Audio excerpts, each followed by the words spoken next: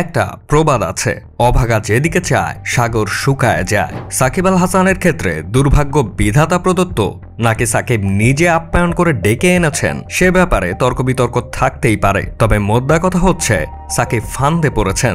ঘটনার শুরুটা গত বছর সংসদ নির্বাচনের সময় থেকে। প্রথমবারের মতো সংসদ সদস্য হিসেবে মনোনীত হন সাকিব।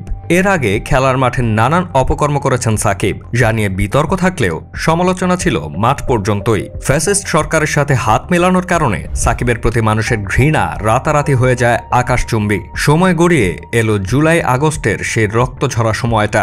দেশের তরুণ প্রজন্ম যখন ফ্যাসিস্ট উৎখাতে বুলেটের মুখে রাস্তায় নেমেছে, সাকিব তখন ফ্যামিলি নিয়ে দেশের বাইরে আনন্দের সময় কাটাচ্ছেন। হাসি মুখের ছবি সামাজিক যোগাযোগ মাধ্যমে শেয়ার করছেন। কিন্তু শীঘ্রই পালে হাওয়া লাগলো, দেশ ছেড়ে পালালো ফ্যাসিস্ট হাসিনা। সাধের সংসদ সদস্যের পদটাও গেল সাকিবের কপাল থেকে। বোনাস হিসেবে তার নামের পাশে যুক্ত হলো জুলাই আগস্টে পোশাক শ্রমিক হত্যায় মদত প্রদানের মামলা। 2023 সালের আগস্টে প্যারামাউন্ট ইন্স্যুরেন্স নামের একটি কোম্পানির শেয়ারের মূল্য হঠাৎ প্রায় 85% বৃদ্ধি পায় অস্বাভাবিকভাবে। তদন্তে বেরিয়ে আসে কারসাজির উদ্দেশ্যে পরিকল্পনা করে কৃত্রিমভাবে বাড়ানো হয়েছে এসব শেয়ারের দাম। আর এর পেছনে সাকিব সহ সাকিবের বেশ কিছু নিকটাত্মীয়ের নাম আসে। রিপোর্ট অনুযায়ী এই কারসাজি থেকে সাকিবের মুনাফা হয়েছিল 90 লাখ টাকা, যার মধ্যে 50 লাখ টাকা জরিমানা করা হয় সাকিবকে।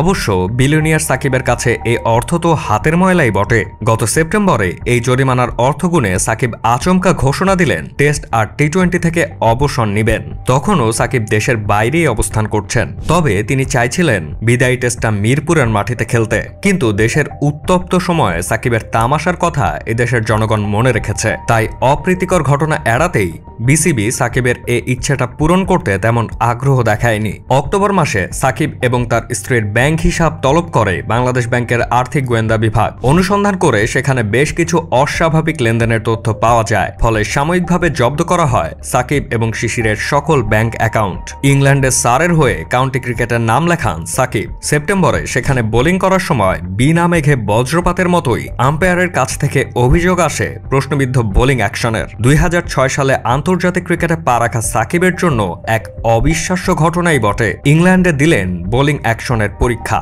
কিন্তু ফেল মারলেন সাকিব। নিষেধাজ্ঞা এলো, অ্যাকশন না শোধরানো পর্যন্ত কাউন্টিতে আর বোলিং করতে পারবেন না সাকিব। কয়েকদিন পর আন্তর্জাতিক ক্রিকেটেও নিষিদ্ধ হলো সাকিবের বোলিং। ডিসেম্বর মাসে চেন্নাইতে আবার পরীক্ষা দিলেন সাকিব, কিন্তু আবারও ফলাফল এলো হতাশাজনক।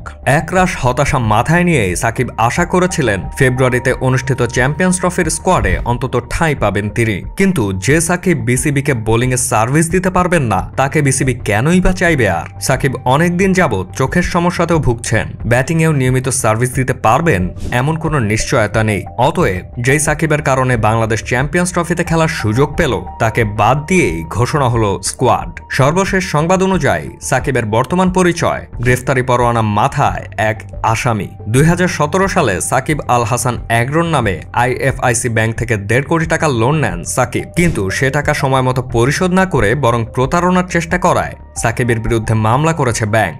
সাকিব এখন কোথায় যাবেন?